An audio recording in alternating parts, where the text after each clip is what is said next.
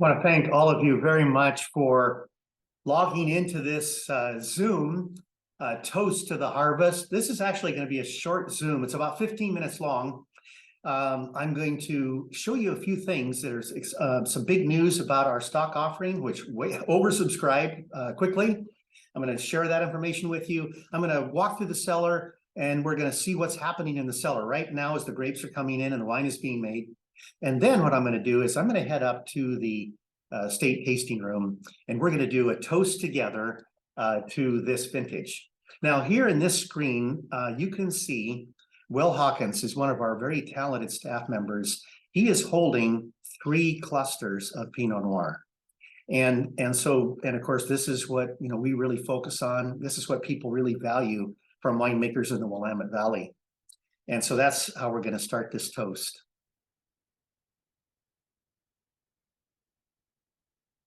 The slides I've got to show you are just remarkable. They give you in kind of a numerical representation prepared by Sarah McMahon on our marketing team. They show you the reasons why we do what we do. Why do we go out and find wine enthusiasts to become owners of Willamette Valley Vineyards? Now, in this first slide, what you'll see over time, and let's see if I can get this first slide up, see how I can do this. There it goes. Nope. Okay, I'm going to see if I can advance. There we go. In this first slide, you can see from 2010 to 2022, you can see what has happened to our direct-to-consumer sales. This is DTC, direct-to-consumer sales. Many years ago, as you can see, actually not that many years ago, we were selling most of our wine, actually 85% of our wine, through wholesalers, who then in turn sold it to stores, bottle shops, and restaurants. And you can see what has happened over just this short period of time, how our direct sales have gone from just 15% of our total sales all the way up to almost $16 million in sales last year. Now, what I want to call your attention to are 2 things. Look at the blue, that's our spending of our club members, and look at the red. That is the direct purchases that our owners are making from the winery. It's gone from what? Just back in 2010 or 12? Yeah, no, 2010, it's gone from a little over $200,000 all the way up to over $6 million. Now here you can see in these these charts, you can just see the 2020, 2021, and 2022. This is just our winery owner, our shareholder spending. And from 3.3 million, 4.2 million, and 6.5 million just in those 3 years. So these pie charts, Sarah has sized them according to the revenue size of relative. And then you can also see, looking at these charts, or these, you can see the pies, you can see where is that revenue coming from inside our organization. And of course, we're growing because we're growing our locations that you can enjoy. Now, our stock offering. This surprised us all, actually. We not only exceeded our goal in a very short period of time, we blew the doors off of it. We oversubscribed by $810,000, and poor Katie Gill, who's the head of our ownership services and is supported by Courtney Jerome, they're going to have to tell these people who tried to get into the offering that we can't accept their funds. But we're planning to have a solution in the future, so we're working on how we can provide an opportunity for them to join us as owners. But right now, this is where we are. And over on the right-hand column, you can see the accepted subscriptions in this offering at that $3.5 million. Look at how many people who have been accepted into this offering have chosen a wine credit in lieu of a cash dividend or have joined the wine club. Look at that number. This is amazing because this means we don't have to come up with the cash to pay that dividend. Our owners are going to buy the wine from the company using their wine credit or joining the wine club, and they often buy a lot more wine than just what the wine credit provides, and that's converted from the dividend. And remember, those that choose get 15% more value than the cash dividend. Here you can see what the average subscription was. It was a little over $2,700. Now look at that, 320 people in this offering chose to be a club member. And we now have an additional 1,564 wine enthusiasts, consumers as owners that we can add to already our very strong base of owners. So that's the great news I wanted to share with you. Now what I'm going to do is I'm going to go out into the cellar, and you're going to get to see right what's happening. So I'll be back just in a minute. Now let's go over and see what Marcelino's doing. Marcelino is removing the skins from this fermenter. Marcelino, how are you? Good, how are you? So we're draining this fermenter. This is a Pinot Noir from the Loaiza Vineyard up near Gaston. And what Marcelino's doing is he's pulling off this fermenting juice and separating it from the skins. What we've done is we have fermented this Pinot Noir on the skins in this fermenter under temperature-controlled conditions. You can see there that these tanks are jacketed, and we have a temperature set that keeps a range of proper fermentation conditions. Marcelino, thank you. Let's go over and take a look and see what Terry Colton's doing. Terry, as you know, is our Director of Winemaking and Vineyards. Started here over 26 years ago, came up as our cellar master. And then when Josh Jensen asked him to come make wine at Cellar, he left us 25 years ago and now has rejoined us. Terry, how goes it? Good, very good. What does it look like? We're pressing off our first tank of whole cluster for the year, so we're pretty excited about the new vintage. Well, just in the nick of time, Terry, because I hear we're running out of it. Yep, but there's the brand new stuff being pressed. So yeah, it's we got about 4 more tanks, big tanks to go, and then we have our little portions to put in. So wonderful. We're waiting for it. Wow. Okay, that smells good. It's got a great color. Yeah, baby wine. Just born. Terry, tell us a little bit about this vintage. It's been an interesting vintage. It's we've had actually some pretty decent weather. A little bit of rain spikes throughout, but nothing torrential yet. So just the last few days we've gotten our first heavier rains. So we're able to get we're basically all in on our estate, which is wonderful. All our Pinots off, all our Chardonnay except for a small block here, and we have a little bit of Riesling at Tualatin, and that's it. We're all picked. That's wonderful. So we're that excited. means by the time I get up to the taster room, it'll be time to taste to the harvest. Absolutely. All right, thank you. Cheers. Let's go in and see what the enologist is doing in the lab.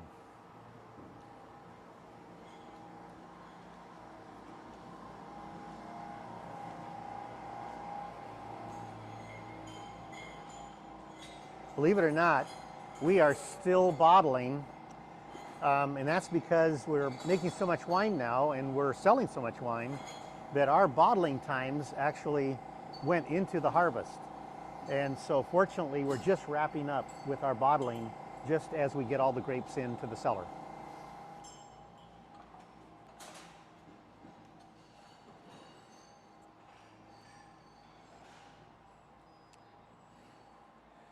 Now this is Alexis's lab.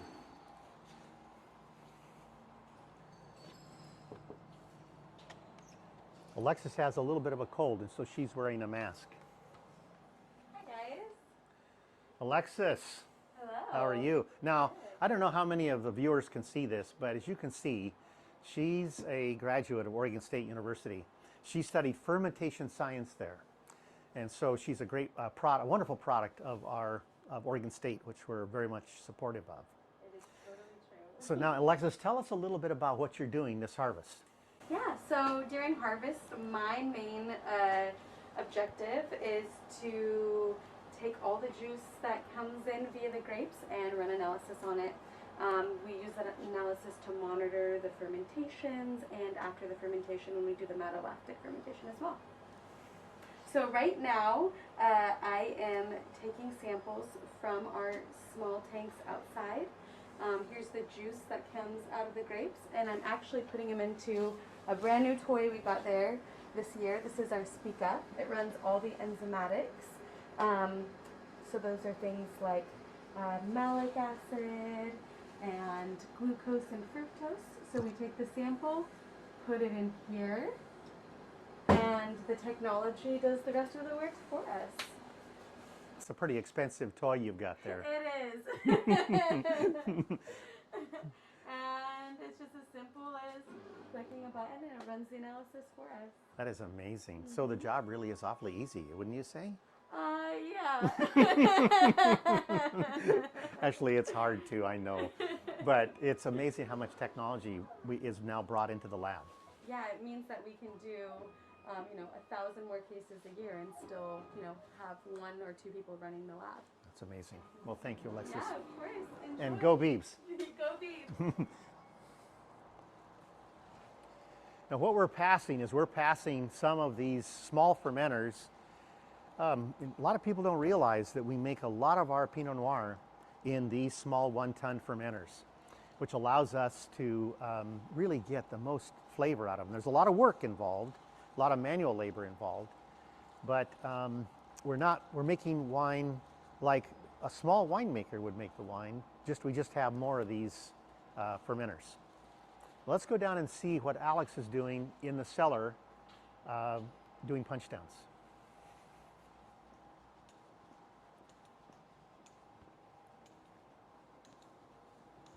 Say, Alex.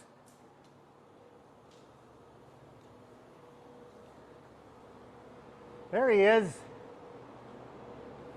Alex, Howdy. how goes it? Oh, I can't complain, Jim. I'm making wine. Let's take a look.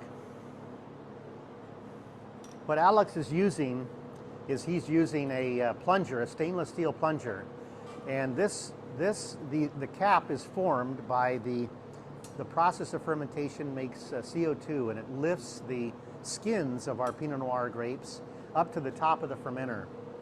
And so what he needs to do is he needs to push those skins back down into the fermenting juice to extract the color and flavor. But he's doing it in a very gentle way. It's in a way that's handmade, and it's much better to do this kind of work rather than by machine. Now, and as you can see here, this fermenter is a stainless steel fermenter. It's jacketed as well, and we use technology to very carefully control through temperature what is happening inside this vessel. Now, a lot of people don't know this, but Alex is the head of our bottling line. He's our bottling line supervisor. So he does a lot of things here in the cellar. 1 or 2 things. And one of the things that has distinguished him amongst all of our employees is that he actually won the Bacchus Award last year for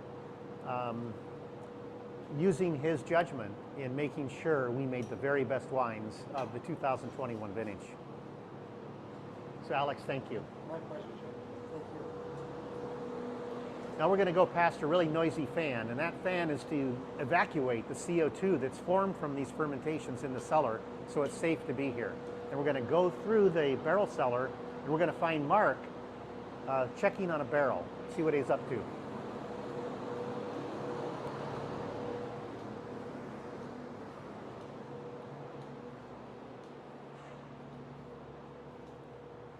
We have a lot of barrels here. You'd be amazed at how much these barrels cost. They're handmade, they're from France, and we choose from the best coopers. And so let's go see what we've got down here. How are you? Good. Right now he's checking every one of these barrels. Yeah, here you can see, for example, let's see if you can get in here and see. This barrel right here is a Francois Frère. It's made in the Côte d'Or in France, in Burgundy. It's a really high quality barrel, made by hand. from the oaks that are grown in the various forests. We select our barrels by the different forests because each forest has different growing conditions. So we're looking for tight-grained oak that doesn't push the flavors and aromas of the Pinot Noir or Chardonnay around, because we in the Willamette Valley grow very delicate fruit. And here you can see this is a 2023 Chardonnay from Tualatin Estate, and it's now undergoing a barrel fermentation. So each one of these barrels is a fermenter. And in that process of fermentation, it extracts the benefits from this oak. Now we're going to go back into the Clafke barrel room, which has been named after a previous winemaker, Forrest Clafke, who worked with us for 20 years until we lost him to cancer. And so we have dedicated this barrel cellar to him. Mark is our associate winemaker, and he's back there actually checking a prior vintage, because we hold over a number of our wines in barrel so they properly mature over 18 months or longer. And so he's testing them while at the same time we're making wine outside.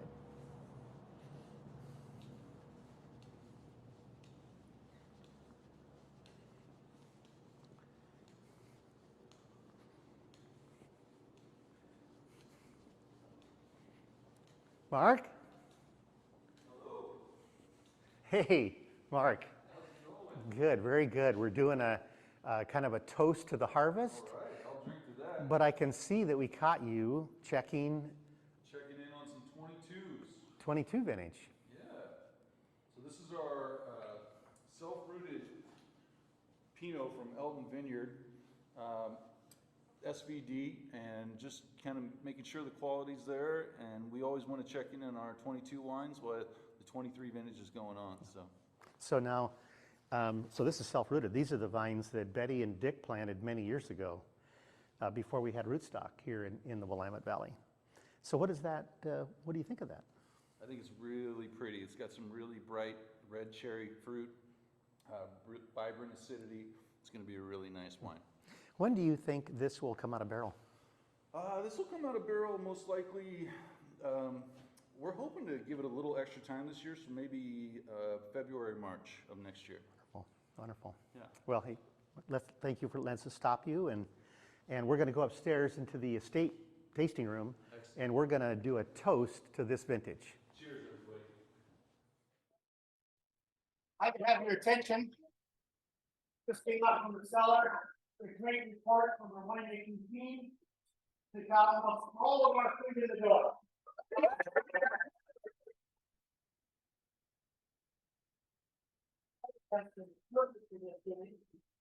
We've got a little bit of lower than half the yield. And you know what that means? That means the quality is going to be high. We have our owners on their Zoom, on the Zoom from all over the United States. And they've zoomed in to just hear a little bit about what's happening and to do a toast to the harvest. So are you with me?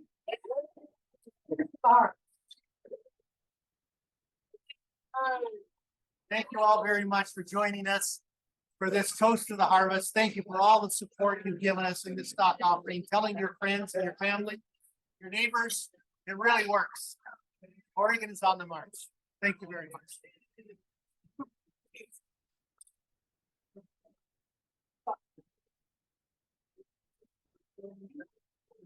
Jolly good harvest.